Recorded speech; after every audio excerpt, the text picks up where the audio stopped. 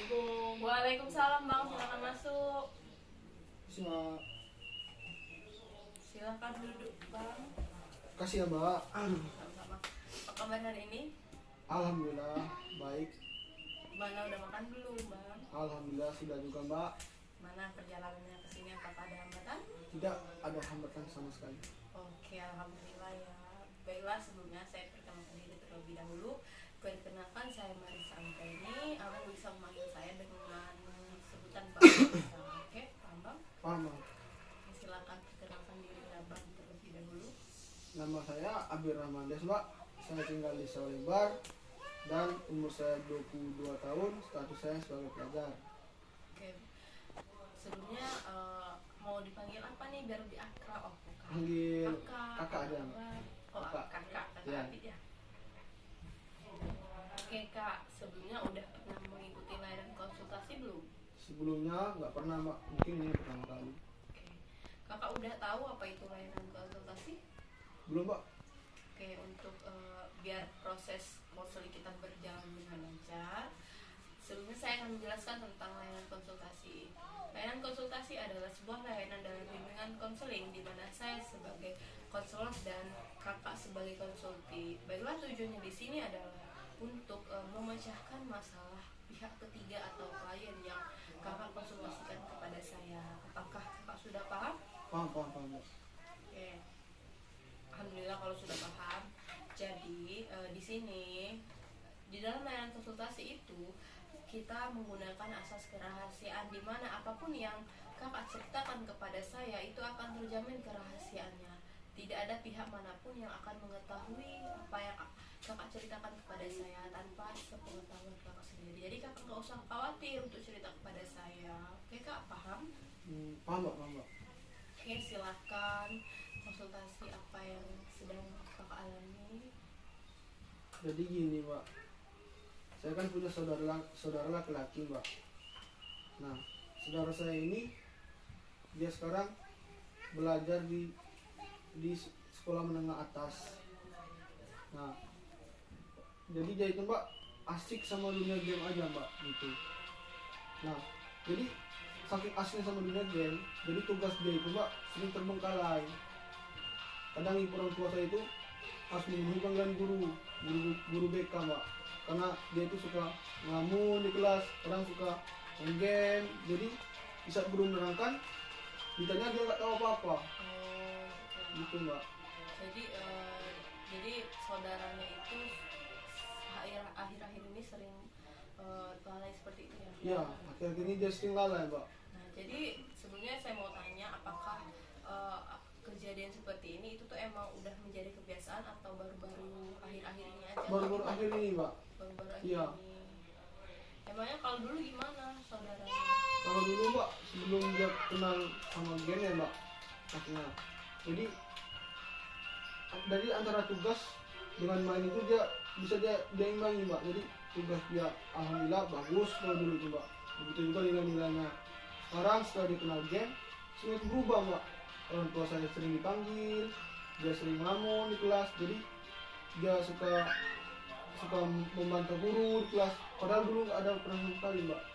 Jadi dia berubah tuh semenjak kenal game online ya? Iya mbak.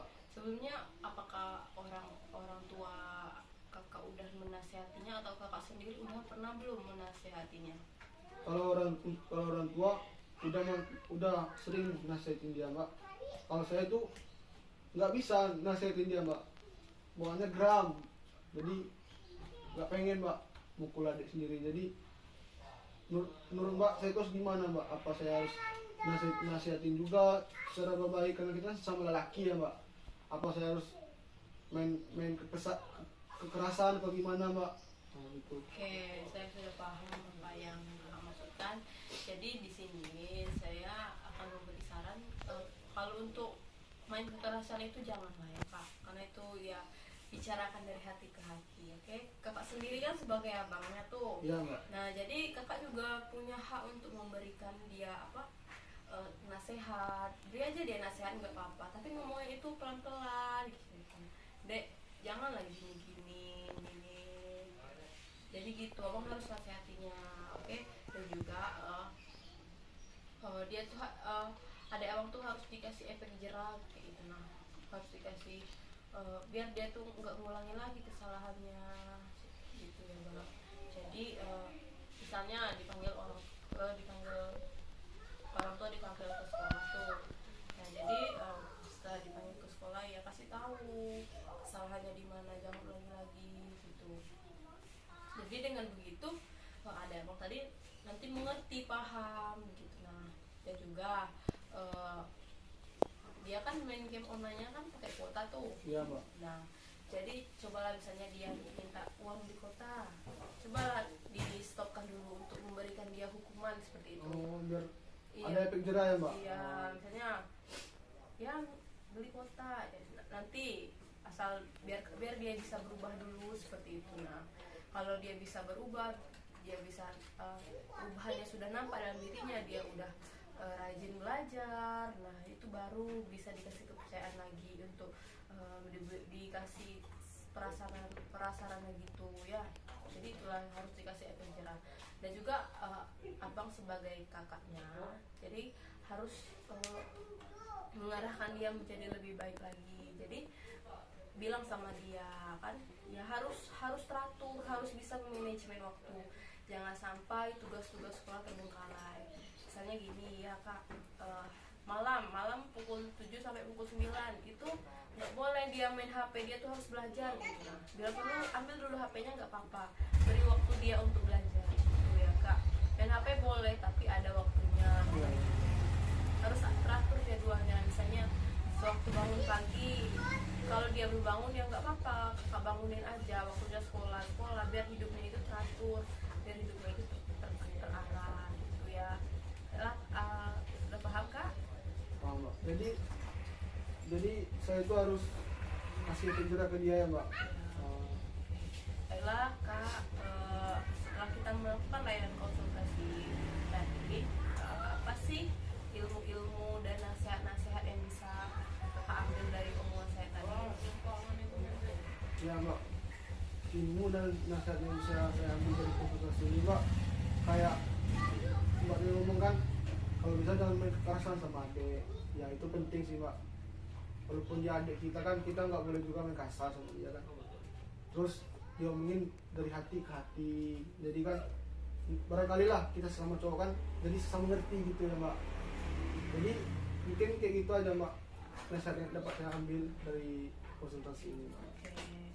Oke, kakak tetap semangat ya. Ya. Jangan ngeluh-ngeluh karena semua ini cobaan dan ujian gitu ya. Dan pantang menyerah, harus tetap semangat. Berikan yang terbaik untuk adiknya abang nanti ya. Ya, Oke. Bagaimana? Apakah sudah puas dengan konsultasi hari ini? Ya Mbak, lumayan Mbak, sangat puas lah. Oke, apakah minggu depan mau konsultasi lagi? Ya, saya sangat mau Mbak. Oke, baiklah. Minggu depan kita atur jadwalnya ya. Nanti saya hubungin aja ya kak. Iya Mbak, siap-siap. Ya, terima kasih kak atas informasinya. Semoga kakak tetap semangat selalu ya. Siap. Ya Mbak, kalau kayak gitu saya mau izin pamit dulu Mbak. Makasih ya Mbak untuk masukan-masukannya saat kita ini. Ya Mbak, saya pamit dulu ya. Ya. Assalamualaikum. Salam. Terima kasih, Mbak. Hati-hati ya, Mbak. Ya.